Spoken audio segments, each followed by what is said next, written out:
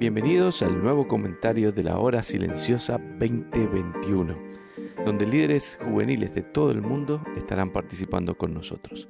En el día de hoy tendremos a... Hola amigos, ¿cómo están? Mi nombre es Iván Quintana, soy de Argentina y trabajo como pastor de la Iglesia Cristiana Bíblica en Hurlingham. Hurlingham es una localidad que está en la zona oeste del Gran Buenos Aires. El pasaje que nos toca hoy es un hermoso pasaje que está en Hechos, capítulo 4, versículo 1 al versículo 12.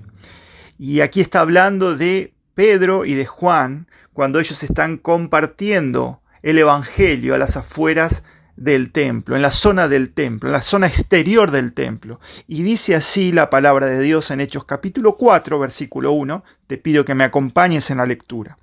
Dice, hablando ellos al pueblo, vinieron sobre ellos los sacerdotes con el jefe de la guardia del templo y los saduceos, resentidos de que enseñasen al pueblo y anunciasen en Jesús la resurrección de entre los muertos. Y dice versículo 3, y les echaron mano y los pusieron en la cárcel hasta el día siguiente, porque era ya tarde. Pero muchos de los que habían oído la palabra creyeron, y el número de los varones era como 5,000. Dice versículo 5, aconteció al día siguiente que se reunieron en Jerusalén los gobernantes, los ancianos y los escribas, y el sumo sacerdote, Anás y Caifás, y Juan y Alejandro, y todos los que eran de la familia de los sumos sacerdotes. Y poniéndoles en medio, les preguntaron, ¿con qué potestad o en qué nombre habéis hecho vosotros esto? Versículo 8, Pedro responde. Entonces Pedro, lleno del Espíritu Santo, les dijo, gobernantes del pueblo y ancianos de Israel, puesto que hoy se nos interroga acerca del beneficio hecho a un hombre enfermo, de qué manera éste haya sido sanado, sea notorio a todos vosotros y a todo el pueblo de Israel, que en el nombre de Jesucristo de Nazaret, a quien vosotros crucificasteis y a quien Dios resucitó de los muertos, por él este hombre está en vuestra presencia sano. Este Jesús es la piedra reprobada por vosotros los edificadores, la cual ha venido a ser cabeza del ángulo. Y en ningún otro hay salvación, porque no hay otro nombre bajo el cielo dado a los hombres en que podamos ser salvos. Contamos que en Hechos capítulo 3, Pedro y Juan estaban camino al templo y se encontraron con este hombre enfermo. Él era cojo. Dios los ayudó para que este hombre se sanara de su enfermedad. Eso produjo un revuelo que les dio la posibilidad a Pedro y a Juan de compartir el evangelio. Pero según el versículo 1 del capítulo 4, esto no le gustó a los sacerdotes, ni al jefe de la guardia, ni a los saduceos. Entonces fueron y los enfrentaron. Aparte, los saduceos eran un grupo de personas que no creían en la resurrección de los muertos. Y dice el versículo 2 que ellos estaban muy molestos. Entonces, ¿qué hicieron? Los arrestaron a Pedro y a Juan y los hicieron pasar una noche en la cárcel, para después al otro día, lo que dice el versículo 5, que tuvieron que enfrentar y ser interrogados por la autoridad suprema que era el Sanedrín. Un grupo, una corte compuesta por 72 personas.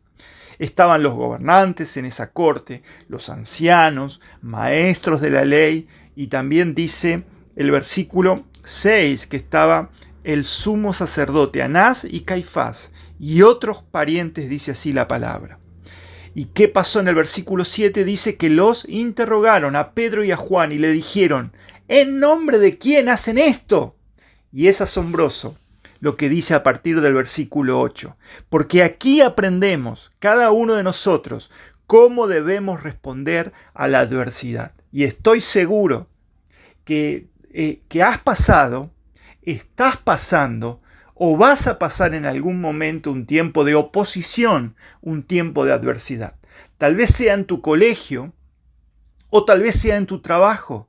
que te encuentres con personas que realmente te llevan la contra, o realmente te cargan o te tratan mal por ser cristianos. Pero acá tenemos una gran lección de cómo Pedro y Juan enfrentaron la adversidad. Y me gustaría rápidamente dejarte algunas enseñanzas que aprendemos de este texto. Primero, aprendemos que para enfrentar la adversidad lo tenemos que hacer controlados por el Espíritu de Dios, que es lo que dijo que Pedro hizo, porque dice que entonces Pedro, lleno del Espíritu Santo, no debemos enfrentar la adversidad con la ira de nuestro corazón o con el deseo de tomar venganza, sino tenemos que dejar que el Espíritu de Dios nos controle. La segunda manera que ellos actuaron, lo vemos en el versículo 9, y fue con valentía en el poder de Dios, porque dice que ellos frente al Sanedrín dijeron: en el nombre de Jesucristo de Nazaret, a quien vosotros crucificasteis. ¡Qué desafío responder así, con la verdad, con valentía en el poder de Dios!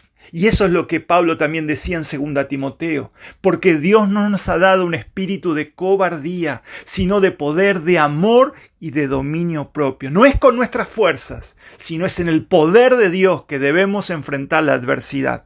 Pero también aprendemos en el versículo 12 que ellos no se adaptaron a las circunstancias, sino que dijeron, como dice el versículo 12, y en ningún otro hay salvación, porque no hay otro nombre bajo el cielo dado a los hombres en que podamos ser salvos.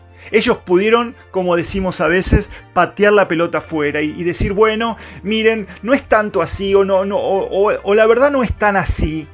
No, ellos se plantaron y dijeron, en ningún otro hay salvación, solo en Jesucristo. No se adaptaron a las circunstancias. Amigo, tenemos una gran lección para aprender. Te animo a leer tu Biblia, a profundizar en las Escrituras y a poder aplicar lo que ellas dicen a nuestra vida. Dios te bendiga.